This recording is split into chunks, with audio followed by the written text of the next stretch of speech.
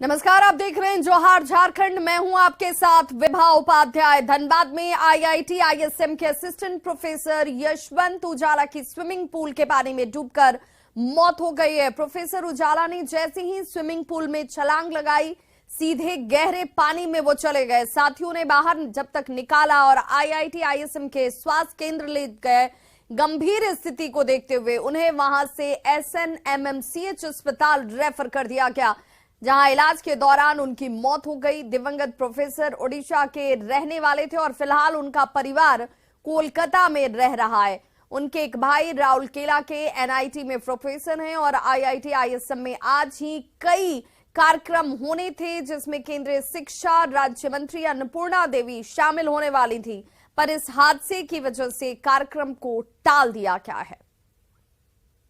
ये तो स्विमिंग कर रहे थे और स्विमिंग करते करते जो है हुआ है हादसा हुई उनके साथ। तो तुरंत इमीडिएटली उनको वहाँ से लाया गया हॉस्पिटल ने उनको।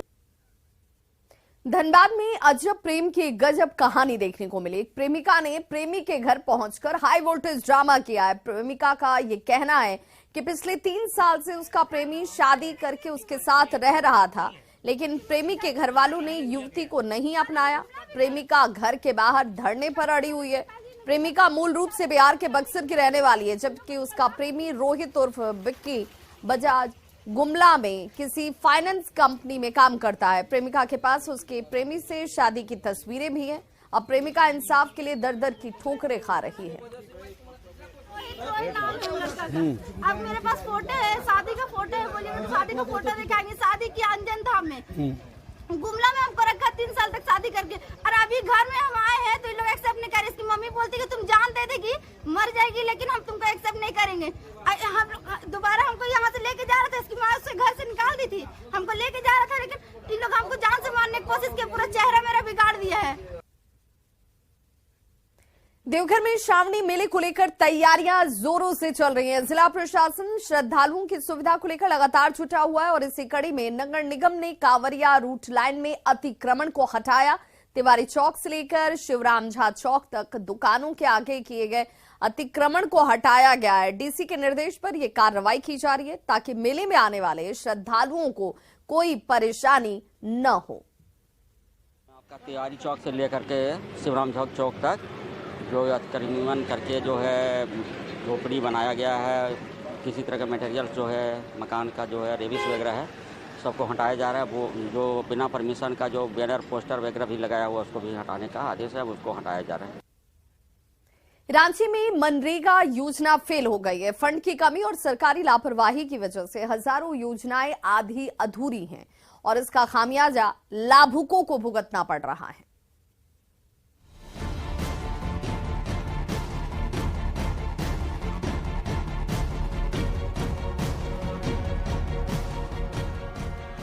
मनरेगा में रोजाना नया नया गड़बड़ झाला उजागर हो रहा है।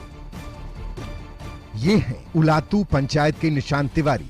उन्हें 15 दिसंबर 2021 में मनरेगा के तहत गाय शेड की योजना मिली थी। कंस्ट्रक्शन के लिए 1,44,000 रुपए मिलने थे, पर ना पूरी रकम मिली और ना ही गाय शेड का निर्माण पूरा हुआ। अब कड़ाके की धूप हो, बारिश पड़ रही हो या फिर आंधी चले, निशांत तिवारी की गाय खुले आसमान में रहने को मजबूर है। कॉल करके हम पूछते हैं कि पैसा कब तक आएगा, तो वो लोग कहते हैं कि अभी तक सरकार हम लोग को दी नहीं है, तो हम कहाँ से देंगे। किससे पूछते हैं? ये रोजगार सेवक जो हैं उनसे। तो फिर अभी कहाँ रह रहे, गाय कहाँ रखते हैं? अभी गाय तो बाहर में ही कूट रहे हैं इधर ही। कांके के गांव में मनरेगा योजना पूरी तरह से फेल हो गई है।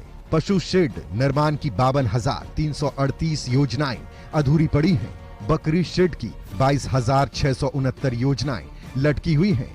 मुर्गी पालन शेड की 5,608 योजनाओं का भविष्य भी अधर में है, तो सूकर पालन शेड की 2,666 योजना लंबे समय से अधर में अटकी हुई है। सरकारी लापरवाही के चलते योजनाएं आधी अधूरी लटकी हुई हैं और लाभुक अपना सिर पीट रहे हैं। इन परेशान लाभुकों में बालू गांव की मुनीता देवी का नाम भी शामिल है। पिछले साल मुर्गी शेड का उनका आवेदन मंजूर हुआ था। इस साल काम तो जरूर शुरू हुआ, पर रोजगार सेवक और वेंडर की मनमानी के चलते ये मुर्गी शेड भी अधूरा रह गया। मेरे हस्बैंड के अकाउंट में कभी 200, कभी 227, कभी 22 रुपया, कभी 27 रुपया इस तरह का पैसा आ रहा है। तो टोटल हम लोग जोड़े हैं उस अमाउंट को, तो 6 से 7 हज़ार के लगभग है। 6,000 से 7 हज़ार के लगभग आ रहा है। हस्बैंड अभी 1 महीना से काम बंद है, तो मजदूरी करने के लिए बाहर गए हुए हैं। जाहिर है रोजगार के साथ विकास की सौगात देने वाली मनरेगा योजना भ्रष्टाचार की भेंट चढ़ गई है और निशांत और मुनीता की तरह ना जाने कितने लाभुकों का सपना टूटने के कागार पर है। अविनाश कुमार, न्यूज़ 18 रांची।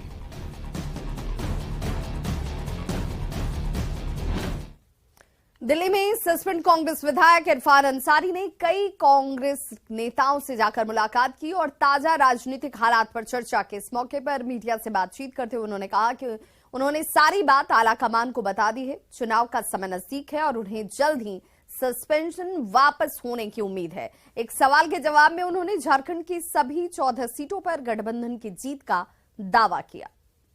इरफान अंसारी दिल्ली दौरे पर हैं, बात करते हैं उनसे। इरफान जी, आप दिल्ली दौरे पर हैं, कब तक आप लोगों की वापसी हो जाएगी, घर वापसी कांग्रेस में? आला कमान सर्विस सर्वा है, तो हम लोग मिला जुला लगा रहता है। वेट एंड वॉच करते हैं, जल्द से जल्द हमें लगता है कि हो जाना चाहिए। इलेक्शन वगैरह है, अब बीत गई से बात गई है, हम लोगों ने अपना सारी बातें हम रख दिया आला कमान के पास। में मेरा कांग्रेस खून है, ऐसे थोड़ी है। तो हमें लगता है कि आला कमान इस बिंदु पर बोलना जल्दीबाजी होगा। जो भी निर्णय आला कमान लेंगे, हमें लगता है कि जल्द से जल्द होना चाहिए। और हम दावे के साथ कर सकते हैं कि इस बार हम लोग 14 में से 14 सीट हम लोग जीत कर राहुल जी को समर्पित करेंगे। हम लोग उस 14 में से एक इरफान अंसारी भी हो सकते हैं, विधायक से सांसद। अब ये आला कमान को तय करना है कि आला कमान के पास 2 आंखें नहीं 4 आंखें होती है, और हमारा मास है वहाँ, हमारा जनाधार है वहाँ। धनबाद के टी देवप्रभा आउटसोर्सिंग में हैवी ब्लास्टिंग के चलते रैयतों की जिंदगी अब खतरे में है। कई घरों की दीवारों में दरारें पड़ चुकी हैं, स्कूल भवन गिरने की कगार पर हैं, कई जगह जमीन फट गई है और ऐसे में हजारों की आबादी खतरे में आ चुकी है। हेवी ब्लास्टिंग के चलते भौरा के 12 नंबर बस्ती के निवासी डर के साए में जीने को मजबूर है और ये डर क्यों है, इन तस्वीरों को देखकर आपको भी समझ में आ जाएगा। बीसीसीएल और आउटसोर्सिंग कंपनी की नजरअंदाजी जो है वो बड़ी दुर्घटना को दावत दे रही है। उनका जो परिस्थिति अभी आप देख रहे हैं कि फटा है, गिर गया, ये आपका 4A पेज जो अभी चल रही है बीसीसीएल की, जिसके वजह से ये क्षतिग्रस्त हो गया।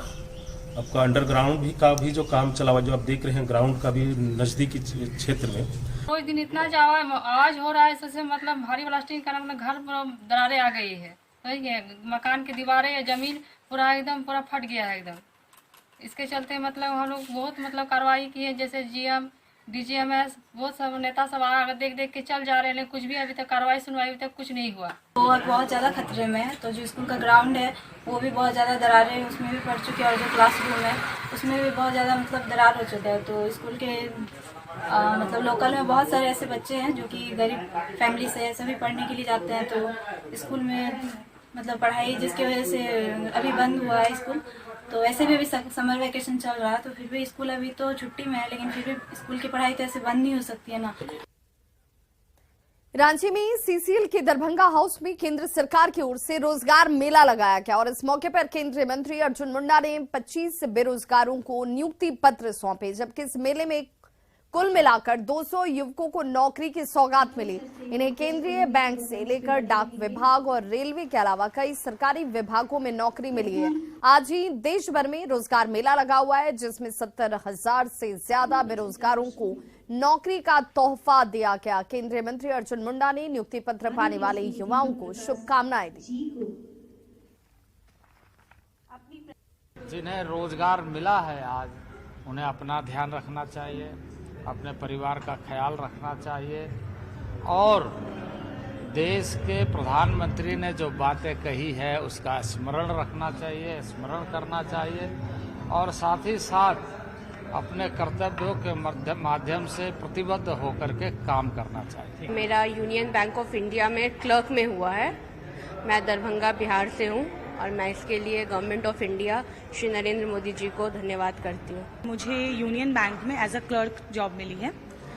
मैं धनबाद की रहने वाली हूँ, धनबाद झारखंड, और मैंने इसके लिए पिछले 1.5 साल से मैं तैयारी कर रही थी और आज भारत सरकार और मोदी जी के ने हमें ये अपॉर्चुनिटी दी कि हमें ये जॉब मिले। मेरे फादर के थ्रू मिला है। एक्चुअली कोरोना में उनका डेथ हो गया था, तो उसके लिए अनुकंपा में मिला है ये, और इसके लिए मैंने 2 साल मेहनत मतलब वेट करा है बहुत मेहनत से, और फाइनली ये मिला है तो मैं बहुत खुश हूँ और मोदी जी को धन्यवाद देना चाहूँगा कि उनके रोजगार मेला के थ्रू हमें ये मिला है पोजीशन। Thank you. 2 इंटरव्यू तक गई थी बट उसके बाद मेरे उसमें फाइनल रिजल्ट नहीं हुआ था। ग्रामीण बैंक 2021 एंड NIACL 22। फिर पिछले साल मेरा 2 बैंकों में सिलेक्शन हुआ था, एक IDBI में एंड अभी जाके कैनरा बैंक में हुआ है। रिकॉर्ड तोड़ गर्मी के बीच रांची में पेयजल संकट गहराता जा रहा है, तो खुलेआम पानी की बर्बादी भी आपको नजर आएगी। ये बर्बादी कैसे हो रही है, तस्वीरें देखेंगे तो आपको भी लगेगा। धुर्वा के जगन्नाथपुर मंदिर से मौसी बाड़ी की ओर जाने वाली सड़क के किनारे देखिए, सरकारी नल और पाइपलाइन फटे हुए हैं। हजारों लीटर पानी यहां से बर्बाद हो रहा है। दिन रात सैकड़ों लीटर पानी बह रहा है। ग्राउंड जीरो से देखिए न्यूज़ 18 संवाददाता संजय सिन्हा की रिपोर्ट।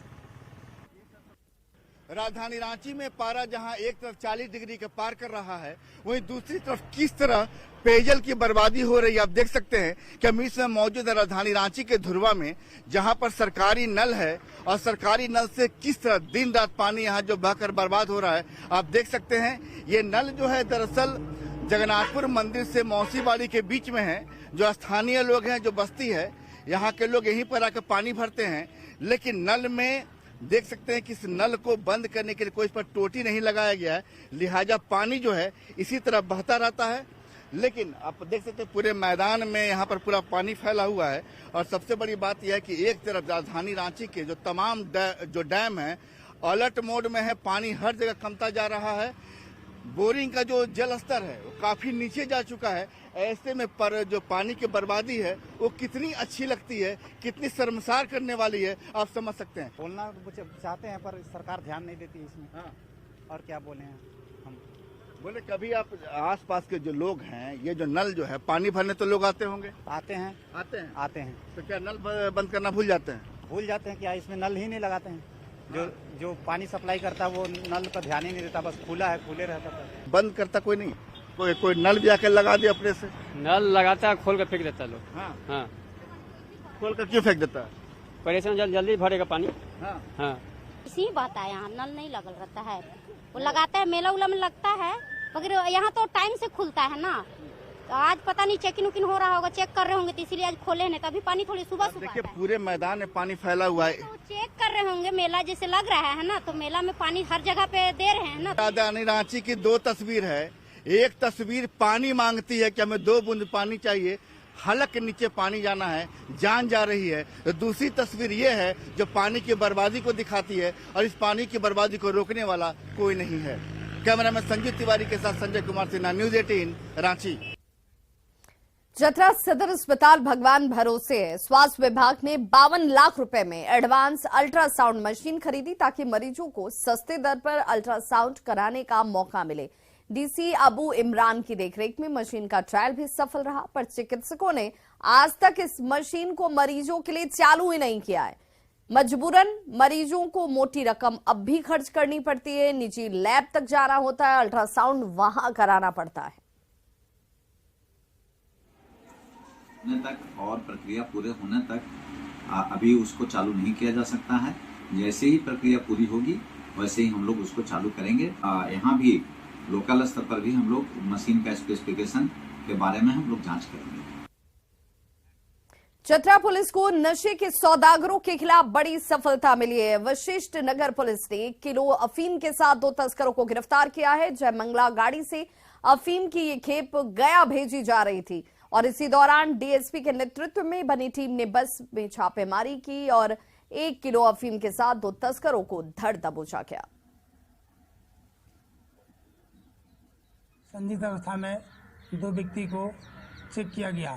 चेक करने के दरमियान में उस व्यक्ति के पैर के नीचे इनक्लेट में बंधा हुआ 1 किलो अफीम बरामद किया गया। तो इस बुलेटिन में बस इतना ही। चलते चलते नजर